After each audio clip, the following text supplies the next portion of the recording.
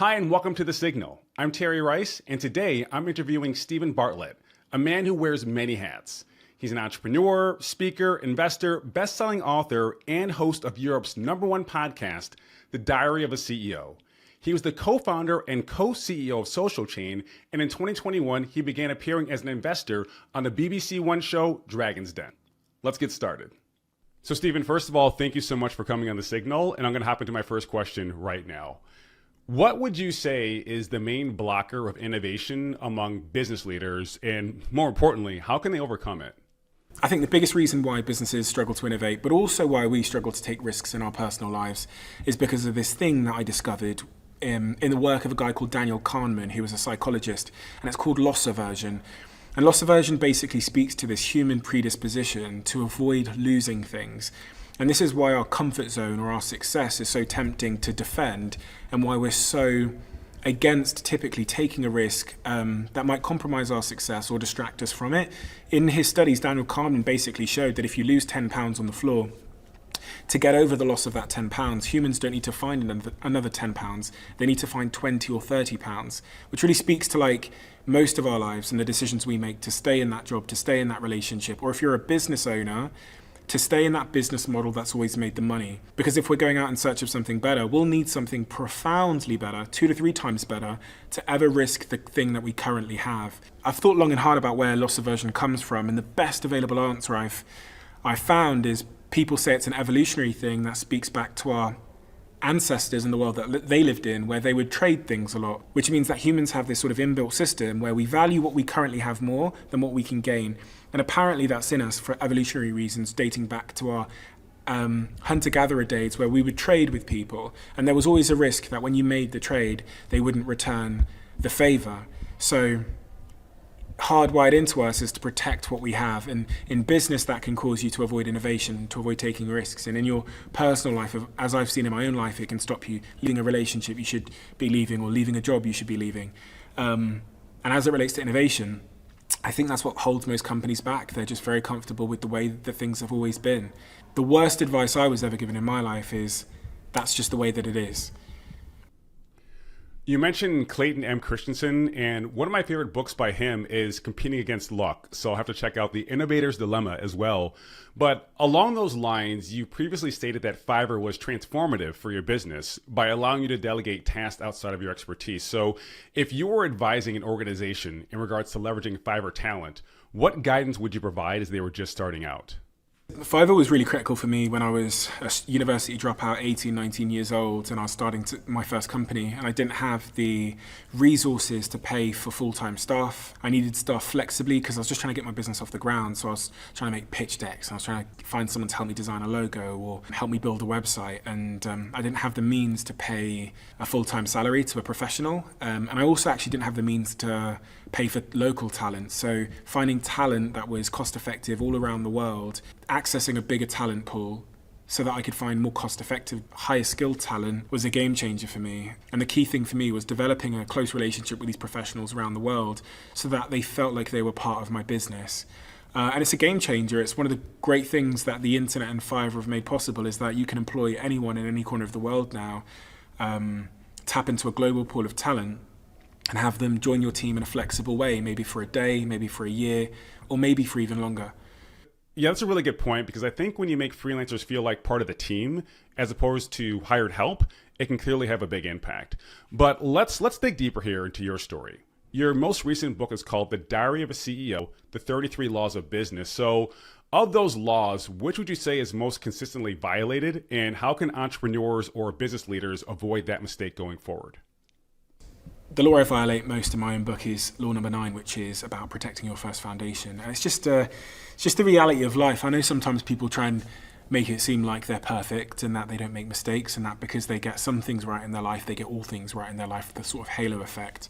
But the reality of my life is just a series of trade-offs, right? So if I'm going to be really productive that week, then the probability that I'm going to show up as well in my relationship, or I'm going to manage to eat perfectly, or I'm going to go to the gym every day, is reduced. And I don't give myself a hard time about that anymore. I just try and understand that everything is a trade-off, and in different sort of seasons of your life, you can accept different needs, your health, your relationships, your work, in different quantities depending on what season of life you're in. And you can also sort of rest assured in the fact that in a different season of your life, maybe when you're 30, 40, you know, you're going to adjust the balance. And I think about that in my own life. I think I was a little bit too hardcore when I was in my 20s, and I think as I've come into my 30s now, I've adjusted the balance a little bit. I protect my health as my first foundation a little bit more, but I never get it perfectly right. And I think more about my relationships, my friends, my family, my dog.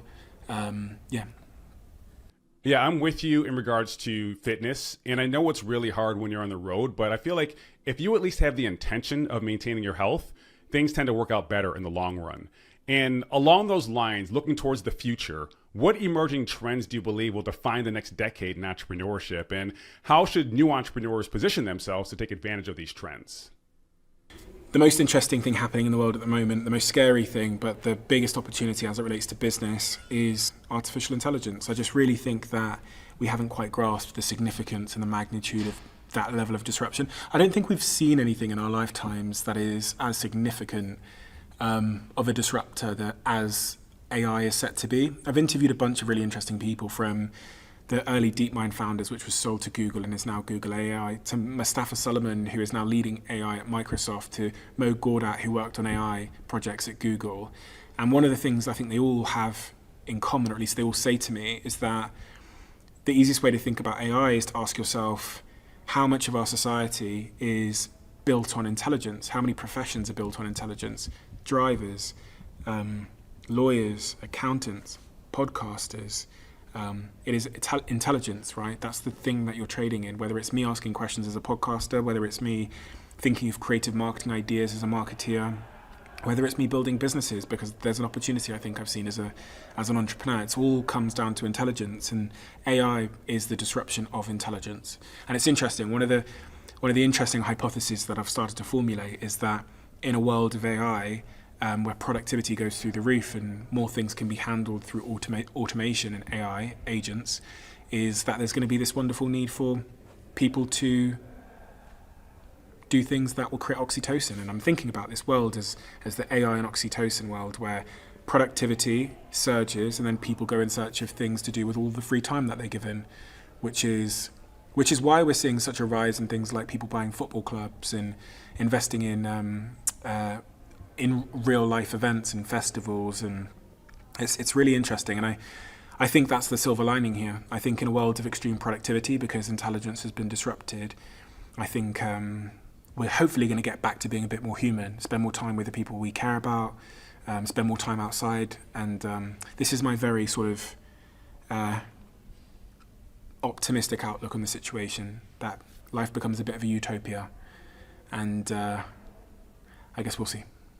Yeah, I agree. And I feel like everyone should be spending at least 2 hours per week learning about AI, and it can definitely accelerate the path to sustainable growth. But let's end on this one. You've been interviewed countless times, which means you fielded many questions over the years. But what's one question about business, innovation, or disruption that almost nobody asks you, but they should, because the answer is so crucial? The most important questions that I don't get asked, I think, all center around meaning and happiness. So people ask you what you do and how you do it, but they rarely dig into why you do what you do. And I think there's probably a more interesting story in that. I actually don't think most people know why they do what they do. I don't think if I drilled right down to my core, could perfectly articulate why I do what I do. But this all sort of draws us closer to the subject of like happiness. And people talk about, you know, how successful they are or how productive they are or what they've accomplished. But what is it worth if you're not happy? And so I think the most important questions should be seeking to understand why you do what you do, and to understand if you are truly happy in what you're doing. Because also there's no point giving people advice about their own lives and career advice or professional advice if the advice you're giving them didn't make you happy. So we often seek advice, but we don't seek to understand the outcome of the advice, which is, are you happy? Are you fulfilled in your life? And those are the questions that I don't think I get asked enough. Yeah, I'm with you there, because I have 5 kids and I'm committed to my health as well. So I have to build a business around that, or I would definitely be miserable. But look, Steven, I know you're a busy man, so I'll let you go here. This has been incredible. Thank you so much for your time. We do appreciate it.